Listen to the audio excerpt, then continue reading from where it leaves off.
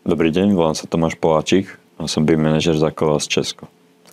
Dnešná téma technického štvrtku sa bude týkať digitalizácie stavebných procesov.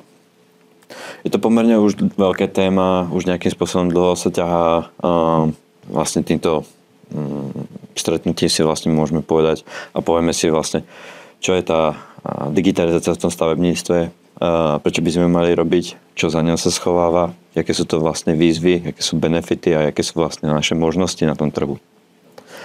A než sa dostaneme vlastne k tým digitálnym stavebným procesom, tak si ale musíme vysvetliť nejaké pojmy a nejaké tie časové udalosti toho stavebníctva vo svete. Čiže v podstate, ak ste študentmi na vysokých školách nejakého stavebného oboru, takže predpokladám, že na niektorých tých hodinách ste sa s tým stretli.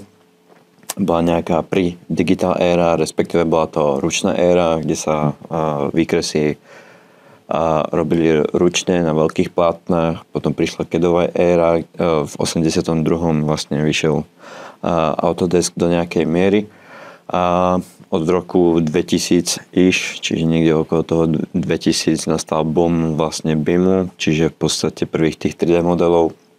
V tom roku 2010 tak vlastne boli nejaké tie cloudové rozhrania, čiže už nejakým spôsobom z tých softwarových rozhraní to presúvať ďalej, čiže von do nejakého open sourceu, čiže do nejakých otvorených zariadení, do ktorých má vlastne príležitosť a viac ľudí sa zapojiť. A potom samozrejme dnešná doba vlastne už povedzme, ja to tak nevnímam posledné 2-3 roky, je rok 2025 a boom AI. Ale AI asi ešte v stavebníctve minimálne za mňa nemám ešte moc čo do AI-u. Je to niečo také, kde ešte len si pozeráme, aké by boli eventuálne tie možnosti využívania AI v budúcnosti v stavebníctve. Každopádne táto prezentácia bude primárne, nazvime to primárne, sa zaoberať problematikou tej BIM éry a následne tej cloudovej éry. Čiže z toho roku 2000-2010, kde boli vyvinuté vlastne, alebo prvýkrát inovované tieto funkcie a každopádne až teraz ten svet to nejak začína do nejakej miery viac využívať, vidí v tomto budúcnosť a už to nejakým spôsobom implementuje a aplikuje na tých väčších projektoch, na tých väčších zákazkách. Čiže čo sa týka tej cloudovej éry, takže za tú cloudovú éru asi ten najväčší a možný koeficient, čo by som mohol povedať, tak to je určite CDEčko, čiže Common Data Environment, inými slovami, nejaké úložisko, nazvime to nejakým spôsobom SharePoint, uschovňa alebo niečo, kde vlastne tie dáta sa ukladajú a zároveň sa na tom pracuje. Rozdiel medzi CDčkom a napríklad SharePointom je, že to CDčko je urobené pre to staviteľstvo. To znamená, že pripony IFC, DVG, IBS a XML, proste je toho veľa, tak sme schopní to otvárať v týchto CDčkách a tým pádom nám vzniká taký priestor, kedy nepotrebujeme výsostne využívať softverové riešenie jednotlivých značiek alebo vendorov na tom trhu.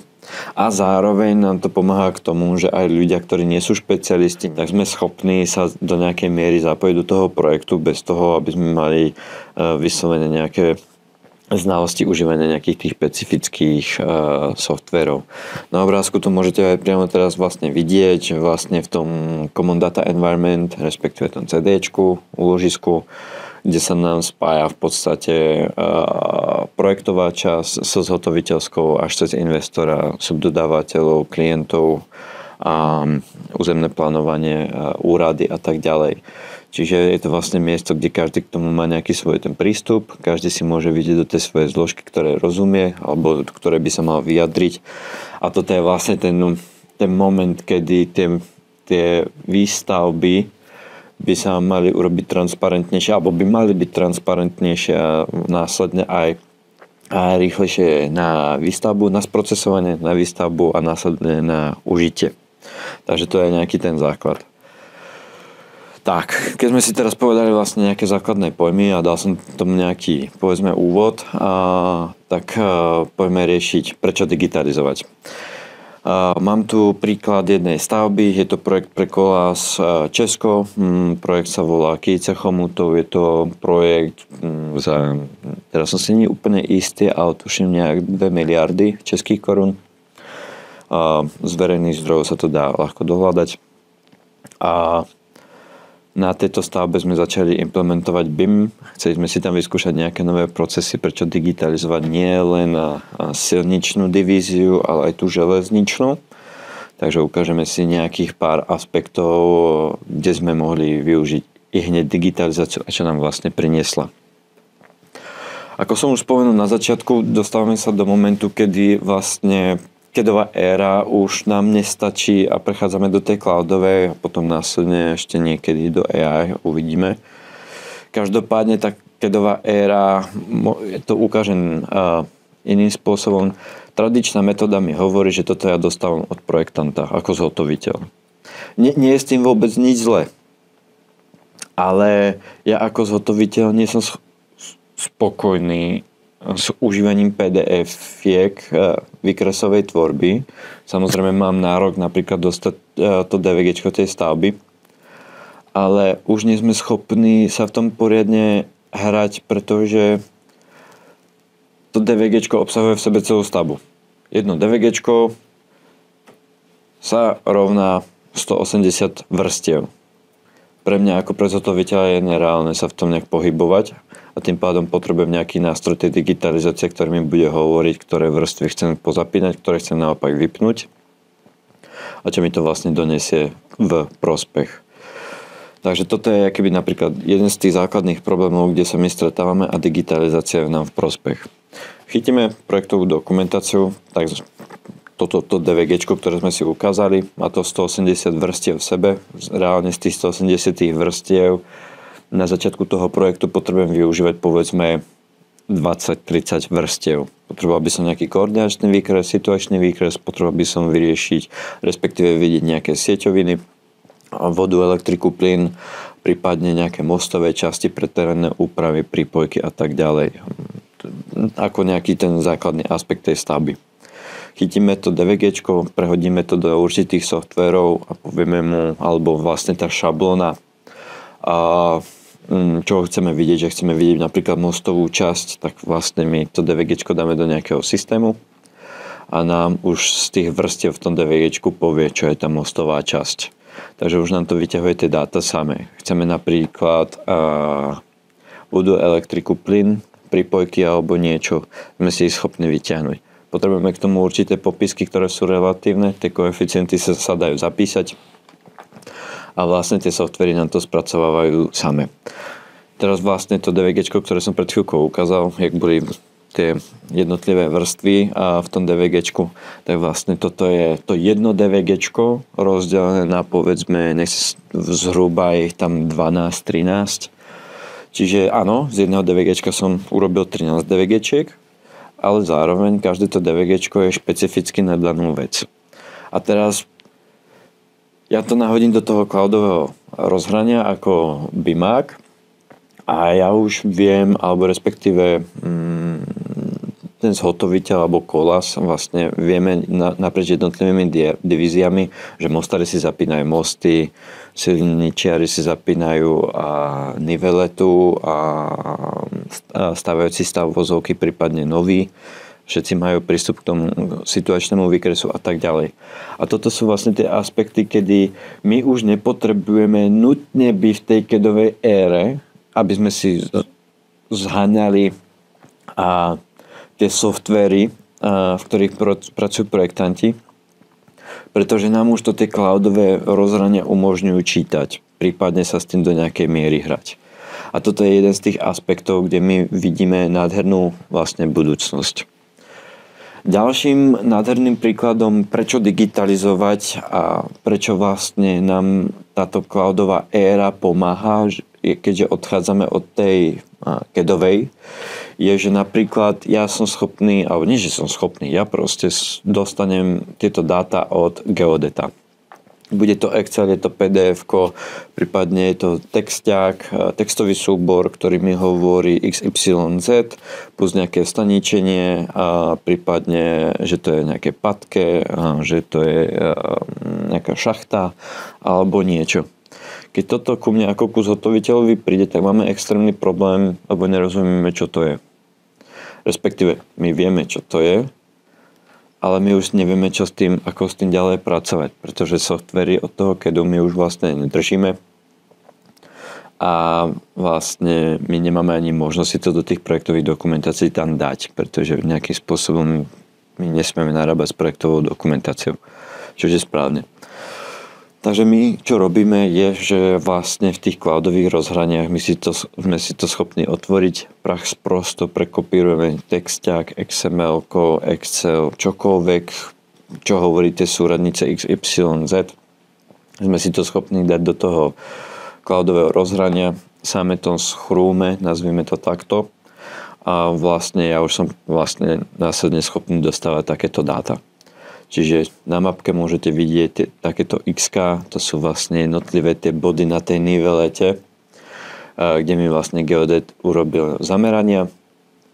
A z tohto ja nie som schopný vedieť, kde sú tie zamerania, ani nie som schopný v podstate vedieť, čo to je za stavbu, pokiaľ to nie je napísané v tom nadpise. Tu je mi to úprimne jedno, v jakom názve stavby mi to pošlo, alebo nemusí, pretože automaticky ja viem prideliť tie body k danému projektu. Čiže aj takto vyzerá forma digitalizácie. A zrazu my už nepotrebujeme mať doslova, nehovorím, že to je zlé alebo dobre, ale už nemusíme držať takéto to všeobecné know-how od geodetov, ako si exportovať body, ako si ich nahrať, ako si z nich urobiť terén a tak ďalej, pretože tie cloudy to už robia pre nás.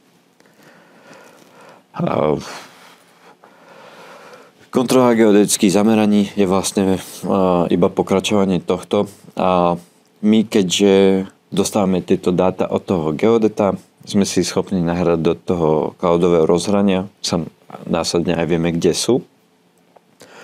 Takže my eventuálne, čo môžeme urobiť a sme už schopní robiť, je, že eventuálne sme si aj schopní overiť tieto dáta od toho geodeta.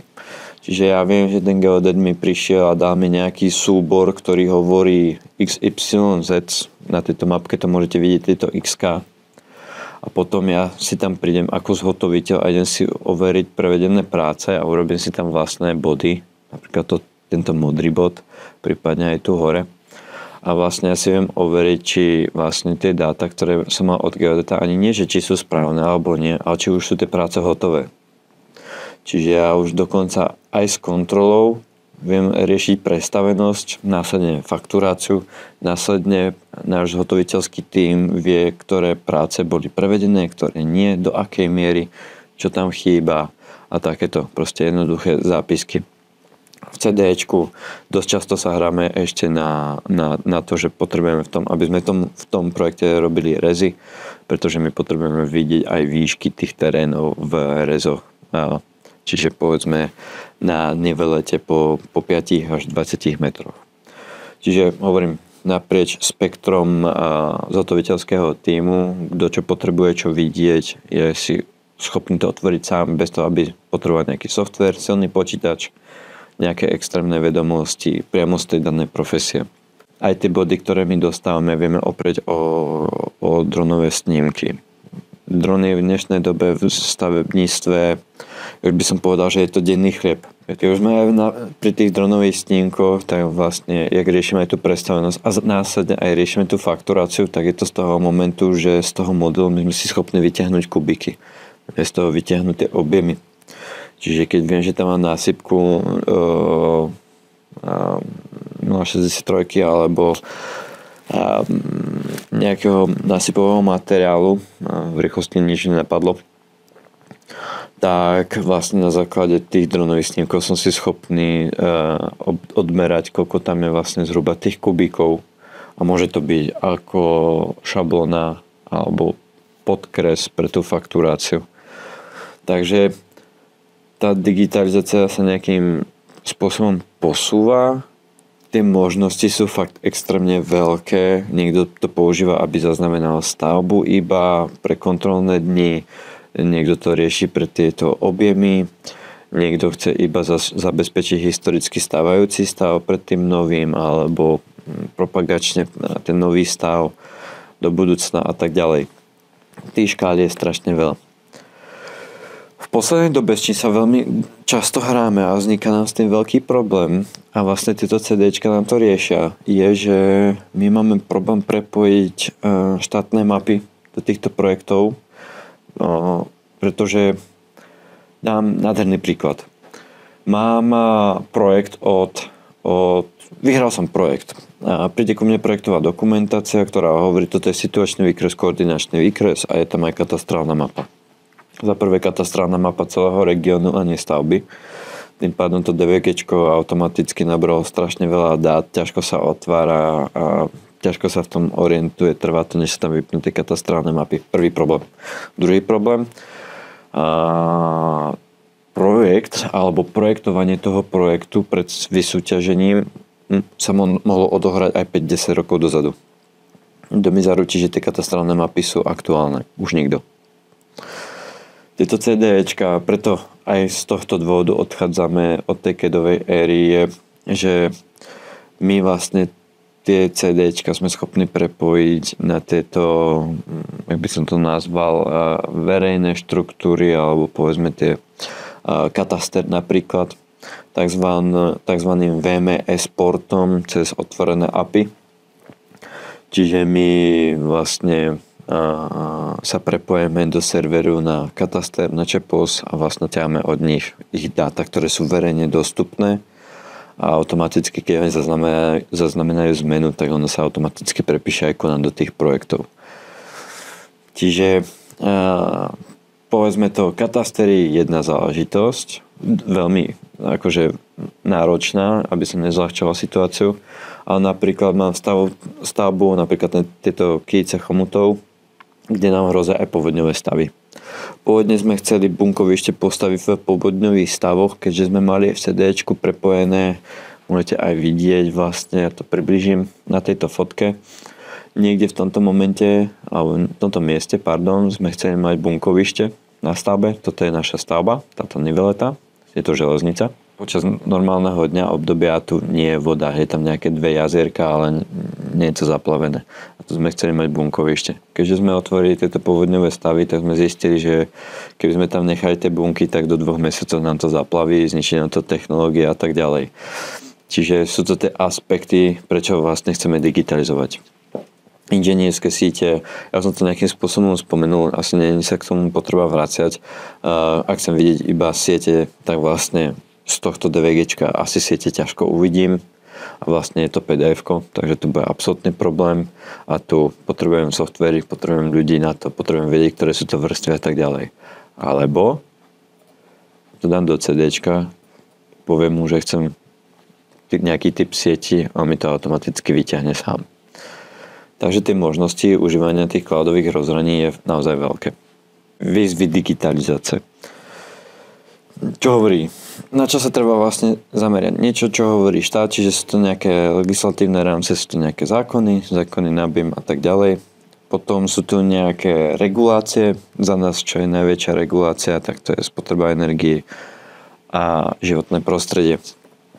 V rýchlosti a legislatíva v Českej republike hovorí, že vlastne zákon o BIM bol už nejakým spôsobom spustený a poukazuje to na to, že územné plánovanie cez portál občana a tak ďalej, až cez projekciu ku zhotoviteľovi, až do užívania cez investora, tak to bude zastrešené pod jedným cloudom. Keď sa bavíme o digitalizácii stavebníctva, tak sa vlastne bavíme o tom BIMe.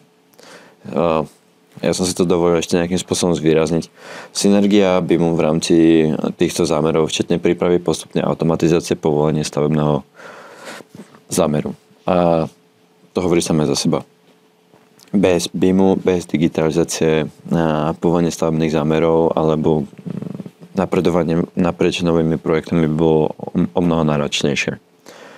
To cloudové rozhranie z legislatívneho rámca musí poskytovať nejaké náležitosti, musí to mať nejaké cyber security, čiže nejakú bezpečnosť, musí to mať nejakú užívateľskú dokumentáciu, musí to byť otvorené, to API. Tie CDčka viac menej všetky to už nejakým spôsobom majú, ak nie už všetky úplným, takže hovorím, iba poukazujem na to, že my nemôžeme len tak prísť nejakým CDčkom alebo niečo a povedať, tak toto teraz budeme užívať, pretože v tom vznikne zase ďalší nejaký veľký mix. Úspora energií, emisí, CO2. Sú to akéby aspekty, na ktoré sa my musíme konštantne sústrediť. Sú to aspekty, na ktoré sú na nás veľmi silne tlačené, ale zároveň nejakým spôsobom hovoríme chceme. A sú nejaké aspekty tej digitalizácie, či tie 3D stroje, napríklad celá mašinéria nebude poháňaná elektrikou namiesto naftou. Či na tých stavbách, aby napríklad bunkovište, keď tam sú stavby vedúci a museli používať internet, notebook a tak ďalej, či tam nebudú solárne panely, ktoré to budú poháňať a tak ďalej. Čiže to je keby tieto aspekty, ktorým sa venujeme. Čo sa týka CO2, sú tu nejaké dva aspekty, ktorým sa chceme venovať. Je to metóda LCA a LCI. Je to kvôli uhlíkovej stope. Proste sme si vedomi, že robíme nejaký odpad, potrebujeme recyklovať, potrebujeme využívať palivo, plyn pre obalovne, pre smes, mixy. Vytvárame tým pádom emisie, spotrebujeme energiu plus doprava týchto ťažkých návesov, kamionov plus materiálu. Pýta si to svoju daň. Sme si toho vedomí. Čiže aj táto vlastne forma digitalizácie prebieha v tom stavebníctve. Ako som naznačil, tak je LCA a LCI a nechám to tú chvíľku otvorené. V podstate je to životný cyklus, metóda a potom je to inventárny životný cyklus. V podstate v Českej republike sa metóda LCA stáva viac dôležitou v oblasti environmentálneho hodnotenia projektov a produkcie. Teraz môj najväčší fokus, alebo ten segment, ktorému sa chcem venovať, budú technológie a vlastne dáta, ktoré sú z toho k užitiu, respektíve sprocesované. Integrácia technológií. Od roku 2021, keď ja som nastúpil do Kolasu alebo do firmy, na BIM pozíciu, v prvom rade sme riešili 3D modely, potom sme riešili CDčko, a potom sme začali riešiť, ale čo na tej stavbe. My potrebujeme nejakým spôsobom reflektovať realitu a následne to 3D, ktoré nám chodí z projekcie, tak by sme chceli využiť na tej stavbe v rámci iných technológií. Čo s tým môžeme robiť? Začali sme 2022 s dronami, začali sme následne užívať jednonožky, tzv. Jednonožky, a sú to rovere, a využívanie 3D technológií na finisheroch a frézach. Chceli by sme to rozšíriť potom neskôr aj na bagre, gradere a tak ďalej. Ale tá implementácia týchto strojov je veľmi zložitá, dlho trvá a nie je to iba o tej technológii. Úprimne, najväčší aspekt firmy sú ľudia. Integrácia 3D strojov, tie značky sú tam vypísané, ja ich nebudem menovať. Je to veľmi zložitý proces užívania. Každopádne skôr by som sa zaujímal o to, že keď už k nám chodí ten BIM, tak už by som musel užiť aj na tej stavbe. Úprimne šetrí to extrémne veľa času, šetrí to veľa energie na tých ľuďoch, pretože ten model už bol historicky vytvorený projekciou, takže je sa schopný dať do stroju a vlastne strojník vie už kde má kopať a prípadne pokladať, záleží na akom stroji to je. A šetríme s tým hlavne emisie, pretože stroj nemusí zbytočne ísť na voľnobeh, pretože vie kedy a kde má pracovať, vie koľko má vyhlbiť, vie, že by nemal prehlbiť jamu. Na manuále alebo po starom sa môže stať, alebo sa stávalo, že sa vytvorila jama. Mala byť 7 metrov hlboká, vyhlbila sa 8,5, lebo nikto nevedel, jak je hlboká. Takže kopie sa, až potom v jednom momente sa urobí kontrolné meranie, zistí sa 8,5 metra. Potom ten bager tam dáva naspäť 1,5 metra hĺbky naspäť, respektíve objemu zeminy. A teraz sa bavíme, sú to prestoje, sú to více práce, sú to CO2, ktorá je viac vyprodukovaná na niečom, čo sa dá kontrolovať vlastne tou digitalizáciou. Takže tá digitalizácia má v tomto ohľade čo povedať. Hovorím, snažíme sa byť zelený alebo zelenší, čo nevidím nejak zlé alebo dobre, proste sa snažíme byť. A toto sú tie aspekty tej digitalizácie, ktoré k tomu nám napomáhajú. Na papieri, z papiera nedokážem byť zelenší na tej stavbe. Čo vlastne toto technológiou chcem povedať je, že aj takáto malinká technológia a kúsok softvéru, ktorý už dokáže mať v podstate v sebe každý jeden telefón, nám dokáže urýchliť výstavbu stavby. Nemusíme čakať na geodeta pre kontrolné body a sú nejaké aspekty tej stavby, kde ten kontrolný bod alebo tá prevedená práca musí byť hneď odkontrolovaná a nesmie sa čakať, alebo nemalo by sa čakať. A vlastne na základe týchto technológií, keď si to spočítam, že tu je ušetrený čas, vy ste študenti a stavebných fakult, takže kritická cesta sa mi nenaťahuje a neposúva sa a nevzniká mi tam problém na základe aj takýchto aspektov, ba naopak si dokážem z nich aj uľaviť. Takže pre mňa to znamená vlastne rýchlejšie odozdávanie stavby. Ale zase, pripomínam, je síce pekné, že nám stačí nejaký kúsok technológie a povedzme nejaká aplikácia do telefónu, pokiaľ na to nemáme tú ľudskú silu, ten ľudský aspekt, ten ľudský faktor, tak sa to nestane. Čiže za mňa školiť. A preto je aj dobre sa rozprávať o týchto inováciách, o týchto cestách digitalizácie. Čo sa týka ďalších možností digitalizácie mimo tých technológií alebo v rámci tých technológií, tak sú to tie dáta, ktoré dostávame. Keď mám tých ľudí, ktorí sú zaškolení a majú to príslušenstvo na tej stavbe, ktoré môžu používať a nejakým spôsobom sú s tým žití, tak nám vznikajú nejaké dáta. Tie dáta potrebujeme nejaký sprocesovať. To je jedna vec. Tá databáza už je strašne enormne veľká a už sa v nej nikto nevie pohybovať. Ale keď mám na to zase ľudí, ktorí eventuálne vedia sprocesovať tú databázu a vedia rozposlať tú databázu na jednotlivých účastníkov zájezdu, stavby, a napríklad stavby vedúci chce vedieť, kedy boli ukotvené padky, mústar chce zase vedieť, kedy tam bude nejaká preložka a vodár chce zase vedieť, kedy boli urobené nejaké zameranie na plyn a tak ďalej. Tie dáta sa k nám zhromažďujú a vlastne nejakým spôsobom sa automaticky obnovujú. Na základe zase nejakých cloudových faktorov, otvorených API, prípadne nejakého kodovania cez Python, prípadne iného nástroju. A potom sa vlastne rozprestierajú naprieč tou stavbou, naprieč tými ľuďmi. Keby nie sú dáta, nie sú prístroje, nie je digitalizácia. Digitalizácia s technológiami bez ľudí je k ničomu. Digitalizácia s technológiami, s ľuďmi bez dát je slabá. Ja chcem iba poukázať na to, že digitalizácia není iba o tom, kto koľko napere peniazí do inovácií, ale ako veľmi vie premýšľať nad tými aspektami na tej stavbe a či si ide naproti k tomu, aby tam vedel využiť nejakú tú technológiu a potom tú vedomosť z tej technológie, tie dáta, využiť v ten prospech.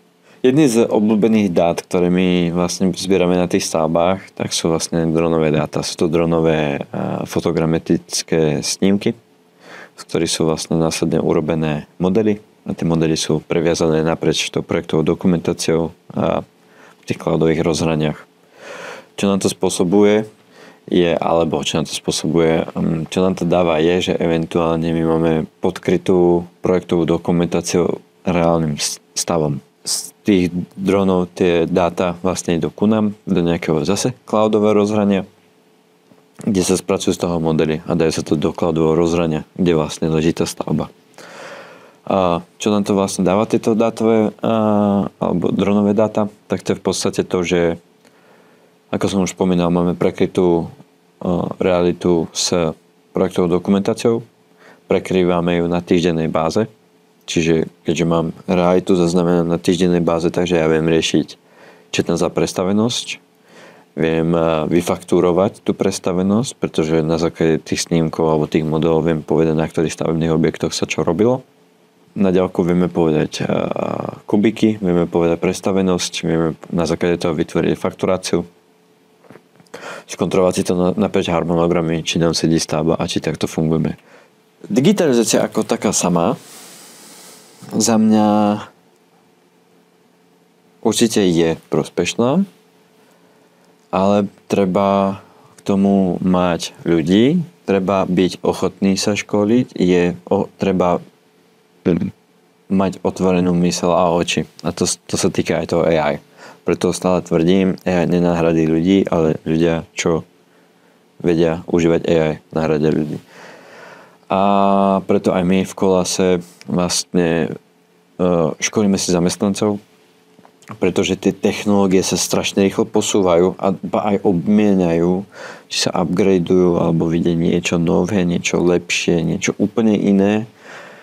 A nestíhame k tým technológiám. Proste tak sme nastavení ako svet. Proste aj mobily vychádzajú pomerne moc často. Veľa značiek, veľa možností. A preto je dôležité, aby v tej digitalizácii, ak sa zaujímate na BIM, tak si treba napríklad povedať, či sa chcem zaoberať iba 3D modelami pre stavbu ako projektant alebo ako zhotoviteľ, alebo či chcem vytvárať tieto modely do strojov a tak ďalej. Pretože určite nebudeme všetci schopní robiť všetko a preto iba hovorím, že vlastne hlavným aspektom digitalizácie je, aby tá firma to chcela.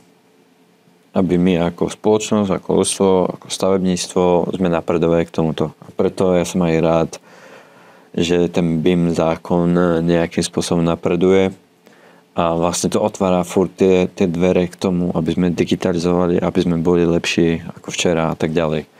Hej. Takže toto je za mňa asi všetko ku dnešnej prezentácii. Ďakujem veľmi pekne za pozornosť. Dúfam, že sa vidíme na ČVUT čoskoro. A hovorím, ak by mal niekto záujem k tomu niečo viac, alebo potreboval viac info, alebo sa chcem baviť o AI-ku, určite to je vítaná téma. Takže ešte raz ďakujem pekne za pozornosť.